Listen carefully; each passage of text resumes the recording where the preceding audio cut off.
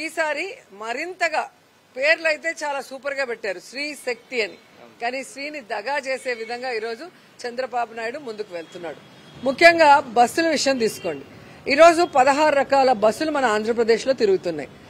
అధికారంలోకి వచ్చే ముందు యాడ్ లో ఏం చెప్పారండి? ప్రతి బస్సులో కూడా మహిళ రాష్ట్రం అంతా కూడా తిరిగి దానికి ఫ్రీగా మేము అవకాశం ఇస్తాం, ఎవరైనా టికెట్ అడిగితే నా ఫోటో చూపించండి అన్నాడు. ఈ రోజు 14 నెలల తర్వాత ముక్కి మూలిగి ఫ్రీ బస్ ని ఓపెన్ చేశాము అన్నారు. ఎన్ని బస్సులకి ఇచ్చారండి?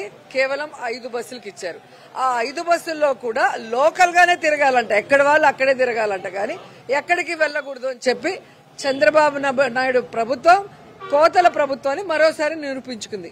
ఎందుకంటే మీరు అందరూ యాడ్స్ చూస్తుంటారు. తిరుమల, విజయవాడ, అన్నవరం, అలాగే సింహాచలం, శ్రీశైలం, ఇలా పుణ్యక్షేత్రాలకు అన్నిటికీ కూడా మహిళలు ఫ్రీగా బస్సులో తిరగచ్చు అని యాడ్స్ ఇచ్చారు. అంటే భగవంతుల పేరు చెప్పి ఓట్లు దండుకొని ఈరోజు భగవంతుల్ని కూడా మోసం చేసే పరిస్థితికి చంద్రబాబు నాయుడు కూటమి ప్రభుత్వం రావటం చాలా దురదృష్టం.